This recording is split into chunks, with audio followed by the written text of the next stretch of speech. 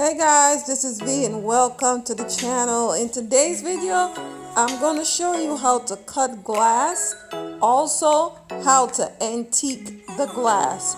So as you know, I've been redoing my furniture in my breakfast room. It is coming out great. As you see my paint job right here, I am showing you this huge piece of glass that I am going to cut.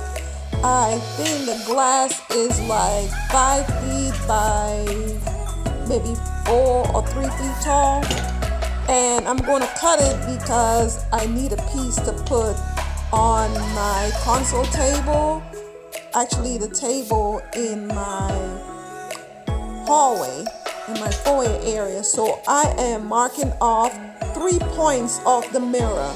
I am marking the middle, the end, the both ends that I'm going to cut, because I want to make sure that I have a straight line of cutting. So now that I measure it, I am using any little, actually some frame pieces that I have, like decorative piece.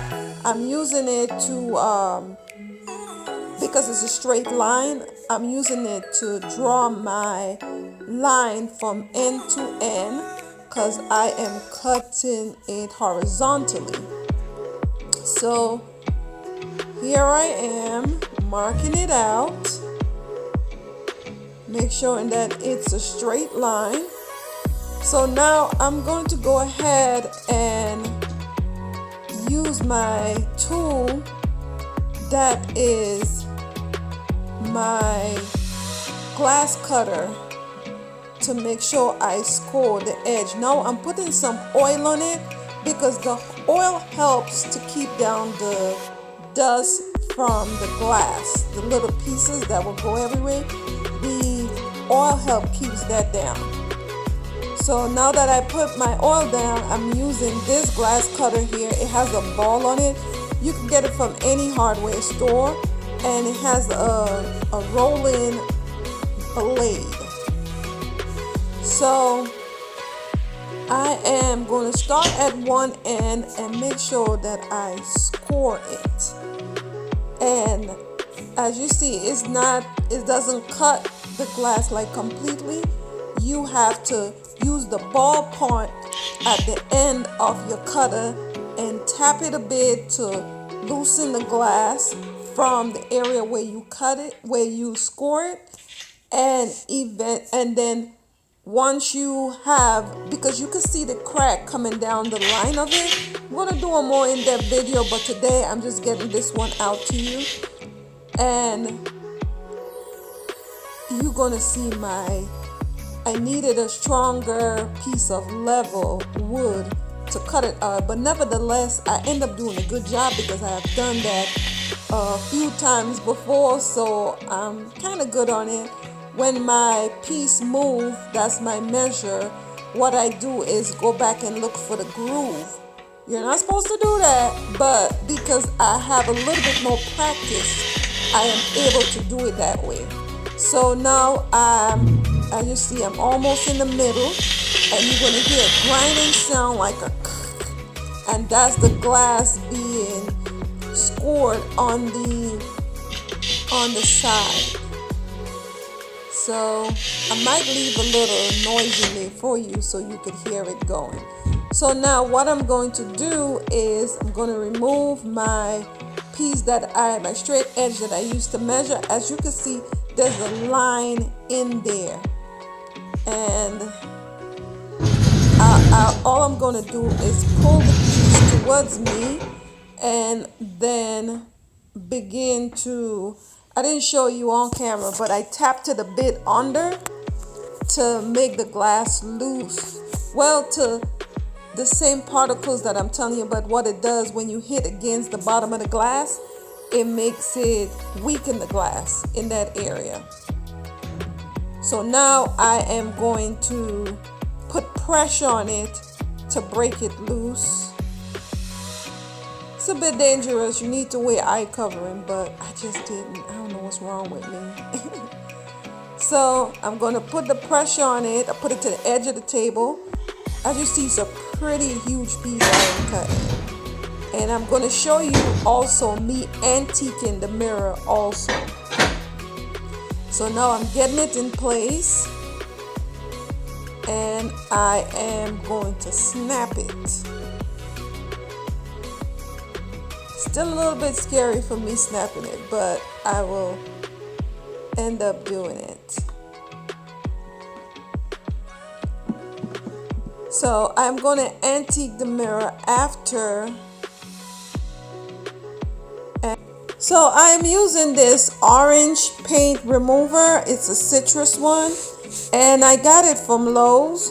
So I'm going to go ahead and flip this piece over and put the paint remover on the back of the mirror, stripping the painted side on it. You could leave a little bit on it. It gives you variation. But I had to learn, I learned it differently. So some of them I leave patches on, some of them I didn't. But I'm going to show you how I was able to do the exact technique that I used to do my table and my credenza and the china cabinet. So it ended up costing me really but nothing to get the mirror. I got it from my local thrift store when they put them out, and I cut them to fit my area.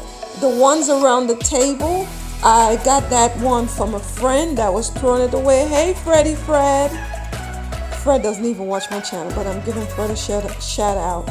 So I am putting that citrus piece on it, and then what I will do eventually is use an old paintbrush to smear it all over the back of the piece.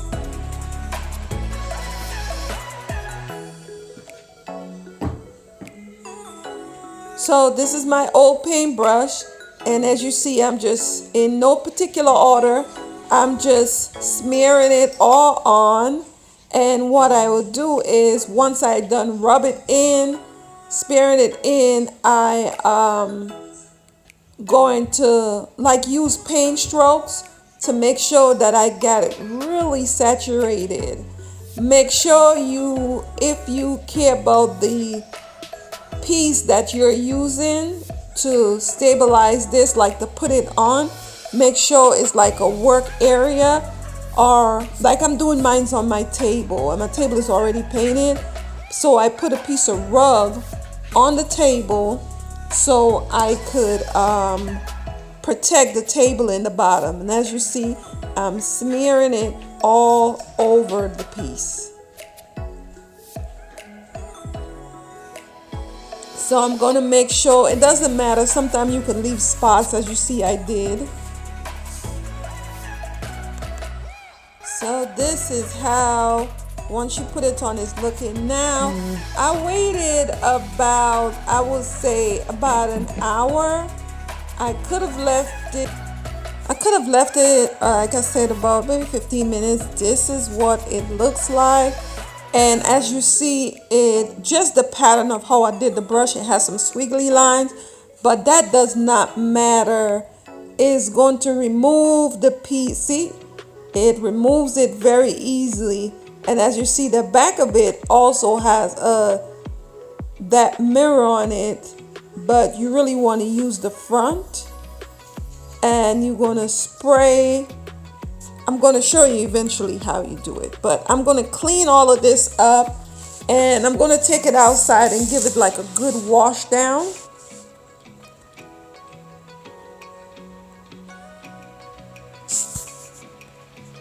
So here it is, practically peeled up, and you see I had taken just about all of it. So I washed up the mirror, and this is how it is looking. That's actually the front of it. I'm going to eventually show you the back of it, but as you see, I cut it into the piece. I'm showing you others that I cut. That one, I'm using it on my credenza. I will show you that later on. And this is how it looked.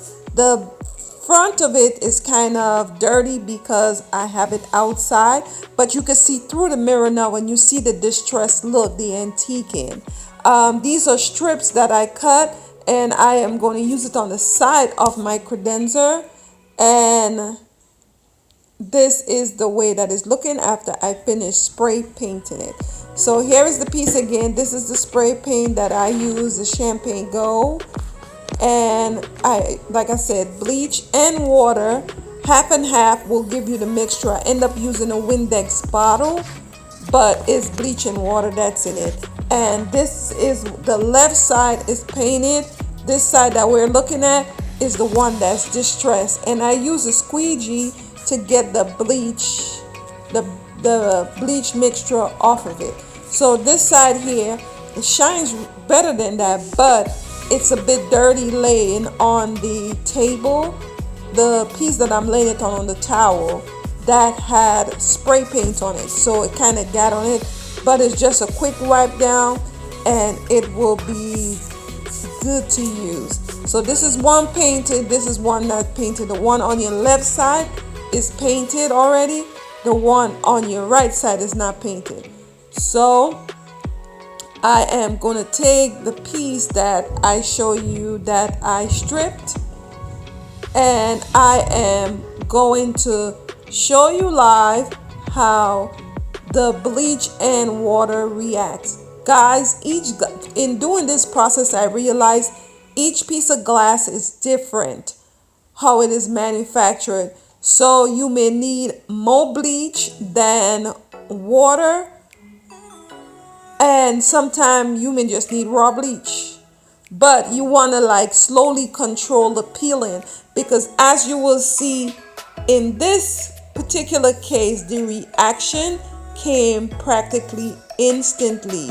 As I started spraying, it started peeling up. There's some that I tried to peel, but for 20 minutes I'm spraying, it's drying, and it's still not doing what I wanted to do. But this one, you could see it is peeling up nicely, taking some of the mirror off of it.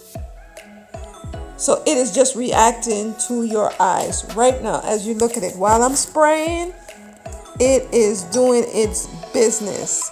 And that's how you antique mirror. So as you see, bit by bit it's getting cloudier because I'm spraying the bleach. And what you want to do, spray the mixture at each direction. You spray it one way, spray it another way. Actually, the four corners of it, you could go to each end and spray it, because you will get a different look. You will get contrast, variation on the piece. As you see, one side give me blotches. I could go from another side and it will give me maybe drops that will give the piece character. So let's go ahead and finish doing it. As you see, it's peeling up before your eyes. I'm going to eventually pour. I have some water standing by in a milk jug, and I'm going to pour that in there on it to stop the reaction from the bleach. And that's how I'm showing you right here. That's why the bottom side of it is dirty, look kind of cloudy, because I spray paint on that towel before, so the paint particles is making it kind of cloudy on the front side that it is laying on.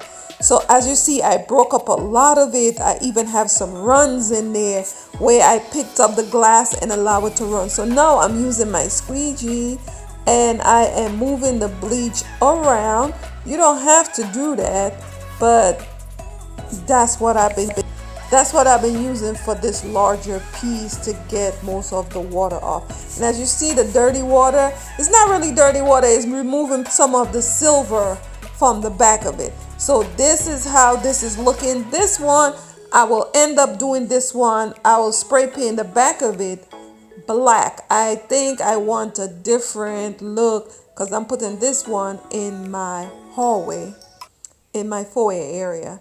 So this is the water, and this stopped the bleach from reacting like right away. It's just regular tap water, just happened to put in a milk jug. This is how you antique mirror. And then you use your choice of spray, whatever color you want to use, and age it. I happen to use the champagne gold, but for my piece in the hallway, I am going to do the black one, and then I'll show it to you. So see, on this side here, it's kind of dirty. This is the mirrored side. It's kind of dirty because the spray paint that's down kind of make it cloudy. So once I clean it all up, it will be shiny as ever. So I guess you're hearing thunder now. So guys, if you like what I'm doing here, please like, subscribe, and share. Hit the notification that when I upload videos, you'll be one of the first to be notified. I'm just so proud of this piece here. Knowing is so much power. And I'm glad I'm able to cut glass and antique it and do all of that by my lonesome. So this is the way it is looking. When I finally clean it up and bring it inside, I will show you what it looks like. So here it is. We are inside, and this is my table legs that I done. This is the table, and I did this one in more of a bronze gold. This is my china cabinet. I also did the antiquing on here too, and I just think it looked fabulous, timeless, elegant. I did put shellac on my table. I also added a design to it. I'm going to show you my table in full in another video. This is my cabinet. This is my buffet. I am still doing finishing touches on it. I am framing the glass now, so that's why you see that tape is on here. And well, the mirror is not really clean yet, so that's why it's if it's cloudy to you. But yeah, that's what I've been up to. This is another style that I've done. Wait for this video. I'm going to show you where I'm putting this piece. This is the black to it, and this is the gold again. You could use green, any type of color if you wanted to make it look aged. Guys, if you like what I'm doing here, again, please like, subscribe, and share. Tell a friend about my video, and keep coming back. I appreciate your support. Thanks for watching how to antique glass and cut glass. So bye for now.